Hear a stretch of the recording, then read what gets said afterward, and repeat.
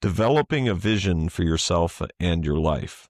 Okay, this is kind of a generalized way of saying for you to reach the pinnacle of your masculinity and ultimate masculine identity, all the things you've done with your life have to lead to being what you'd call a generative man.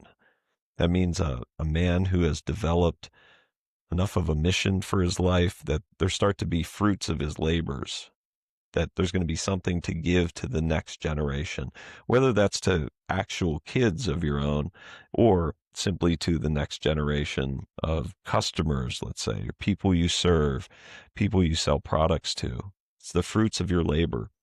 If you go back to Carl Jung and Jungian psychology, it's the boon to society that the hero brings back Right. from his adventures. When does a man start getting concerned with this? Because I know it's somewhat time or age dependent. Young guys aren't thinking about their legacy, but there seems, I'm sure you see in your work, there's a point at which men start to shift, not so much from the here and now, but what's going to happen when I'm gone. What age does that start to, or is it depend on a life event? Well, yeah, I think you can generalize. There's a lot of social sciences talk about how men getting started in their careers is sort of pushing the envelope of age further and further. You Right. know, like a lot of guys don't have their first real job or career until they're 30 or so.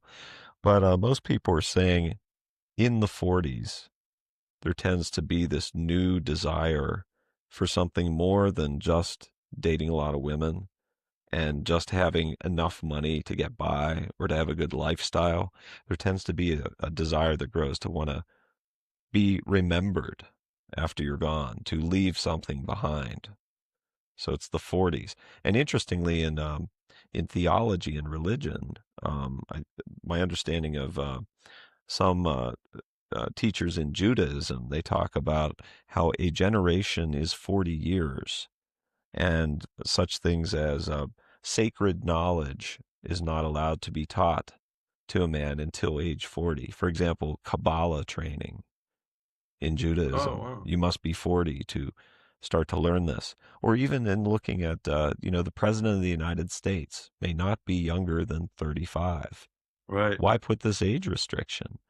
Well, because it implies that by age 35 to 40 or so, that most men have acquired enough of an understanding of their own masculinity, enough of an understanding of their mission in life.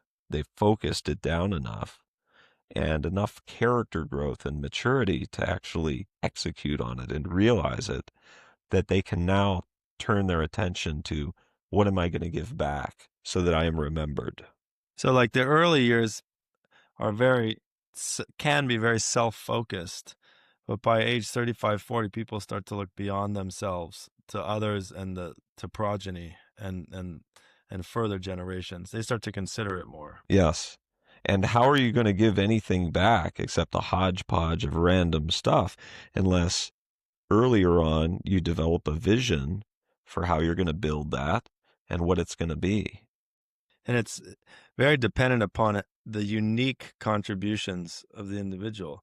It's why when we talk about the mission in life that a man must embrace, the three requirements that we've discussed, one of them has to be that it's something he's uniquely suited to, that he can be the best at in the world or among the best.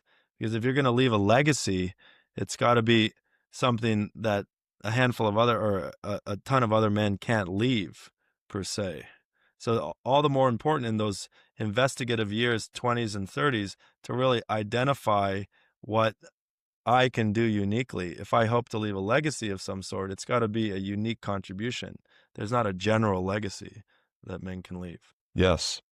It's got to be something specific so that you are most remembered.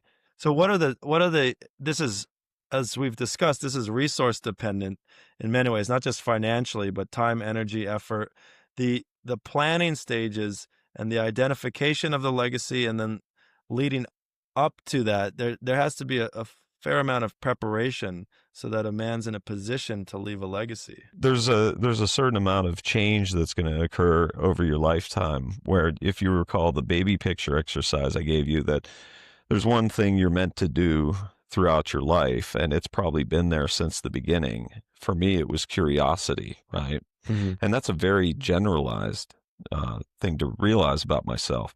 But the way it gets manifest throughout my life has shifted and changed and turned according to my needs and my desires along the way, so that ultimately the narrative of your whole life story is going to add up to this kind of hero's journey that Joseph Campbell and the Jungian psychologists talk about. It'll change here and there, but it'll always have the same basic nature. So the specific ways it gets manifest can shift and change according to the needs around you. Is there a cautionary note that might be appropriate? I imagine a man who's lived only for himself and hasn't given much thought to a legacy, the pain of that probably increases as one gets older and sees death closer. So 70, 80, 90-year-old, the regrets of not taking the opportunity to make a unique contribution are probably more acutely felt.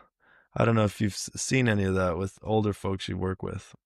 Yeah, I mean the whole concept of regret a lot of times relates to this. That the path not taken. A guy who has regrets has lacked observing ego early on in his life. He's not been at the steering wheel of his life, and he's just sort of slopped his way along unintentionally rather than intentionally in building a vision. Are there categories of regrets in terms of the woman he didn't marry or the career or the specific thing?